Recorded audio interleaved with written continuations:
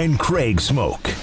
Jim Williams, Washington-based CEO, media consultant, won a lot of Emmys, almost as many as Nick Saban's won national titles, maybe more, and he's also a part of course, Forbes and Zanger as a columnist joins us on 365 Sports. Jim, thank you very much for a lot of what you do for us at 365 Sports, and also thanks for your time today. So honestly, and I know you've floated out ideas a lot of times on Twitter, and some people react one way and some people react the other because it's gotten so visceral at times. But when you heard the story by Ross Dellinger that they would not announce the deal at Pac-12 Media Days, what was your initial reaction? Just a missed opportunity, I can't say that I was surprised because I wasn't, but, it's opportunity. I floated out on Twitter, I think a day before, a couple of days ago. What if Tim Cook stepped out on the stage and said, I'd like to welcome you all here in Las Vegas and those of you around the nation and the world watching today's, media day on Apple TV Plus. And we're looking forward to next year being heavily involved. But this year we're going to take over and run the Pac-12 network. We're going to introduce our new partners in the coming weeks. And just, would you feel excited or would you, feel, basically wrecked? And it was about half and half. People were excited and people were wrecked. But, I don't know. It's long, and I understand all of the things that go into it, but with the age of Twitter, with the age of, the self-inflicted wounds of setting deadlines themselves and then passing them, they're just, I still think they'll get a deal out of this that can keep them together, but Lord knows they're losing heavily in public opinion, and public opinion drives advertising and drives, that whole routine. So, it's going to be tough. That was a long answer for nothing on it. No. You were being honest about what I saw that tweet about whether he got up in front of Apple, got up in front of everybody and said, "Hey, we're all in this together." But now that too shall pass until the possibility whenever. Paul? Jim, there's always we don't have a deal done, but it's a good news that we don't. This one was now there's more people at the table, which would be great news if those people are legitimately interested. Do you think there are more people at the table now than there were 6 months ago? I do, because, it's probably managed expectation, right?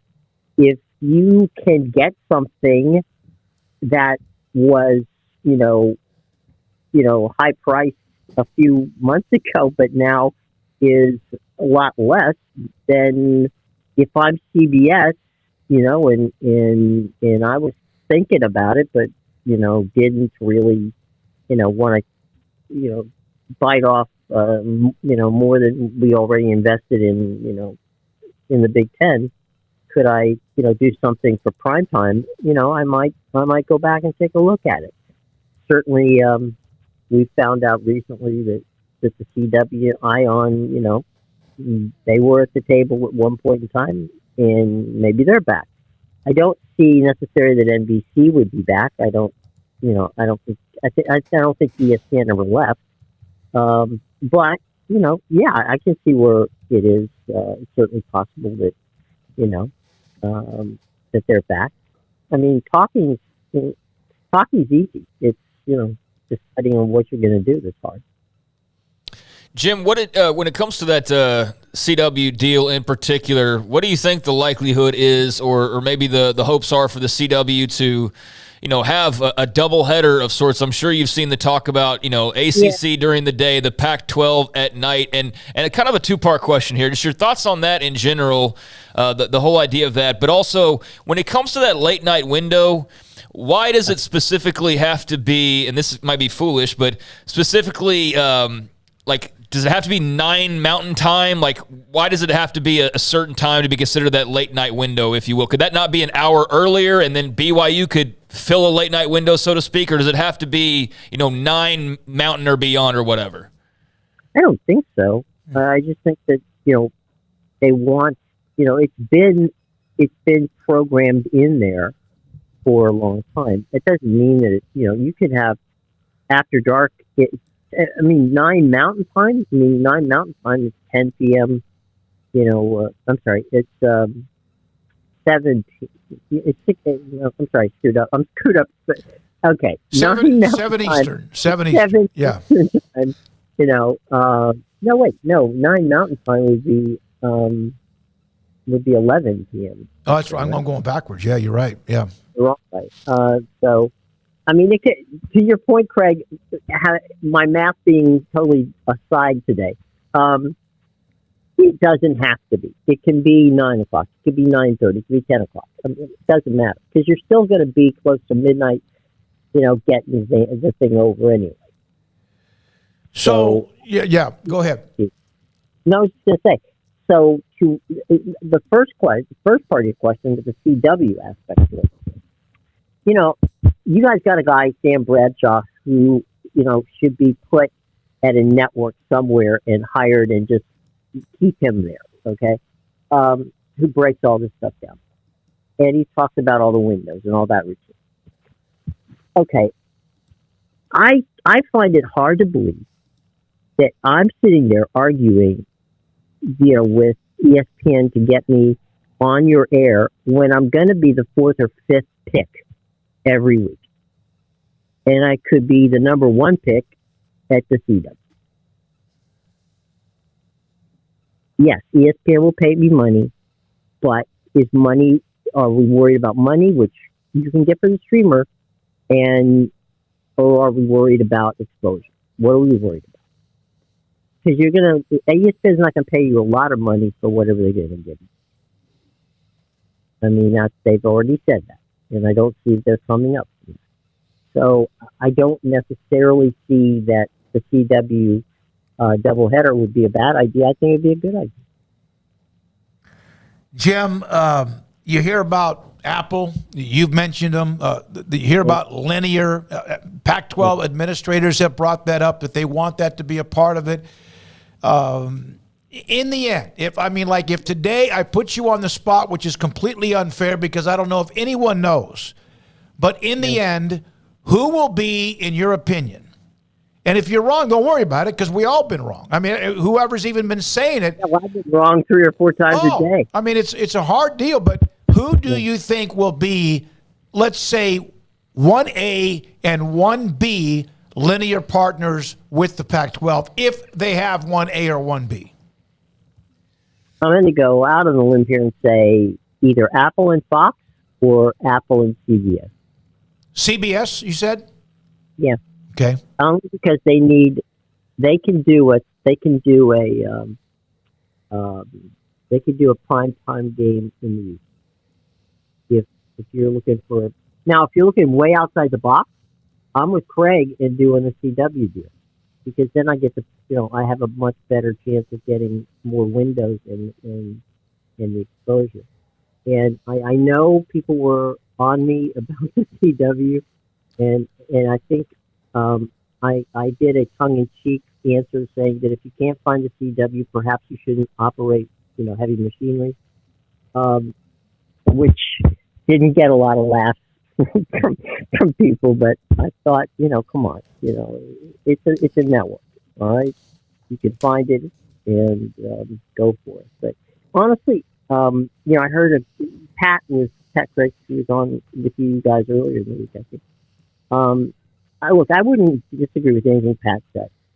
Pat's a great guy. He understands, everything. Bob Thompson, they know what they're talking about.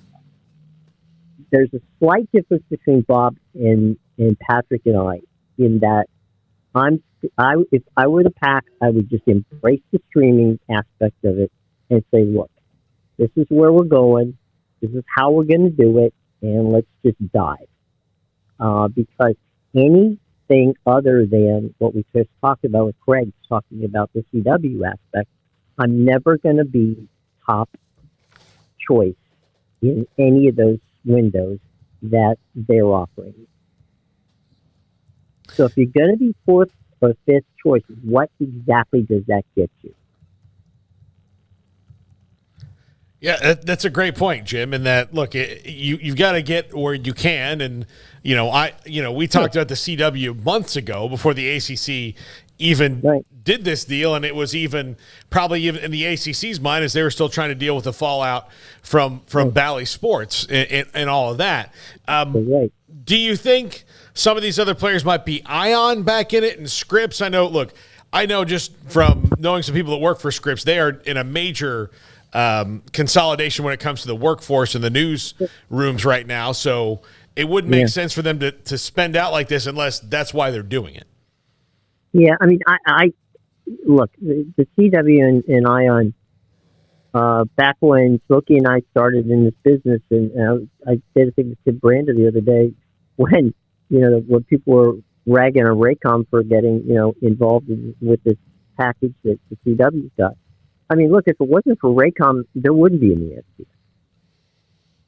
ESPN. And, because Raycom used to sell them the games. I mean, ESPN didn't produce any games until 1980. I mean, outside, let me go back. Didn't produce any basketball games outside the Big East, I'm sorry, until the late 1980s, early 1990s. Because, they were buying from people like Raycom. There's Lorimar. Remember Lorimar? Yeah. Exactly. I mean, that's where they got the games from. They couldn't afford to produce those games. They bought the games. So, that's how it worked. And so, I don't know. I mean, it's funny, guys. You read in The Athletic, right, that the Utah Jazz are geniuses because now they're going to, put some of their games on broadcast TV in Salt Lake, and they're going to stream them direct to consumer, and they're geniuses. The Pac talks about it, and they're idiots. So, you make up your mind. I have no idea. Well, even when the CW was brought up, and you did a long time ago, and people shot holes in it, and we don't know the answer to the final verdict, but when that was brought up, with the Pac-12, there were a lot of people that scoffed at that. And here the ACC, now again, it's the lower tier, but they are at least doing something with them, so it was at least not like completely not an option. No, and the point being that from, when we talked about it, I think we were one of the first to talk about it. But at the end of the day, the reason that, the ACC did, and Paul brought this back home, was the Bally's deal, right? And the Bally's deal went upside down, and so Raycom was there, and they had to put them somewhere. They contractually were not, in 2027, I think, which is when the contract runs out, they'll go to ESPN Plus. That's where they'll go. But they weren't scheduled to go there. And so that's why they kept them in that regional deal. And, that I didn't see it was a bad deal. I mean, to me, it was, exposure is exposure, and if you can get it, you take it. And so they got it. But, I just, as I say, I think the only thing I differ in Paul, from Pat and Bob is that I'm not as timid about the getting the streaming if I'm not going to get a good time slot. Jim, when it comes to ESPN right now, there's a lot of talk about, them firing people and just the changes being made. There's a lot of discussion, obviously, about them going direct to consumer sooner rather than later. How do you just see ESPN's whole place in the ecosystem? Because there will be some that, they're falling apart. They're not going to be able to pay their bills, which is ridiculous. And then there's the other side of it that, like, no, everything's fine and status quo, which I don't know how vocal that side really is. But where do you fall on ESPN, their place in the ecosystem, and how do you read all of the moves that are going on and how that impacts potentially, college football broadcasts? They're a $50 billion company that brings in $6 billion a year to Disney. They're one of Disney's most profitable arms. So let's just get that out of the way first. He's not going anywhere. What happened to ESPN has happened to many media companies, right? What happened is it got away from their core business. They started doing talk shows. They started doing these panels and all these other programming, the ancillary programming. They forgot that they were in the sports business. They ventured a little too close to the entertainment side. So, those contracts cost money because you're producing entertainment shows and not producing sports shows. So, at the end of the day, they're just doing a retooling. Okay, I don't think it affects them in that regard, but I do think that what affects them is that the amount of money that they're going to pay for rights fees. And I think we've hit the top of the limit, at least for the time being, in college sports, and they're going to be much more selective. And when Bob Iger said, in a recent interview with Bloomberg, that, look, we're willing to talk to partners, and he had Apple and Amazon on that partnership list. It makes some sense that you're going to see people, much like CBS did with with Turner, guys partnering up and saying, "Hey, look, if we can get these deals together, and it's cost effective for us to do it, then let's do it." But I think that's going to be something that's going to be coming soon.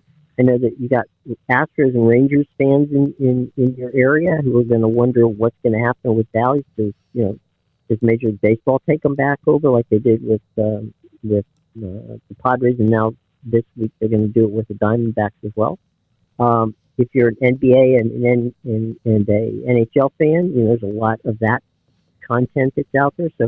So direct to consumer is coming, guys. It's here already, but it's coming in a bigger package. But honestly, I think that if I'm the Pack, I've got to embrace the streaming aspect, because I'm just not going to get the linear that's going to appease some of my members, and we all know who those guys are, and we know whether or not we'll have to see how they handle it. But I don't see them coming out of there with a package, that is much north of 50, if 50. My last question, Jim, and thanks for your time today. There were quotes from a handful of reporters who quoted a Pac-12 source. We've seen folks come to the table that were not at the table 6 months ago. The patience the presidents and chancellors are showing is paying off, because waiting is going to result in a better deal than the league would have gotten 3, 6, 9 months ago. Some reporters went with that and some did not. Maybe it's because it's a trusted source, and some thought perhaps not. Wouldn't people coming to the table this late, because the Pac-12 is basically bidding against itself, or at least they're the only ones out there. Would those who are coming to the table at the end of this, most of the time, doesn't that mean because they probably can get this product at a lower price, and so why not? Yeah. I mean, we talked about that a little bit ago. You're going to come back because, it's no pun intended, it's Prime Thursday. Everybody come on down. So, yeah, I mean, you're gonna try to cobble together a package that may be multiple networks that get you to a price point and get you to a linear point, right? But it may take 3 or 4 people to get you there. And so if I've got, 10 million per school from, column A, and 10 million from column B, and 10 million from column Z, and, I add them up,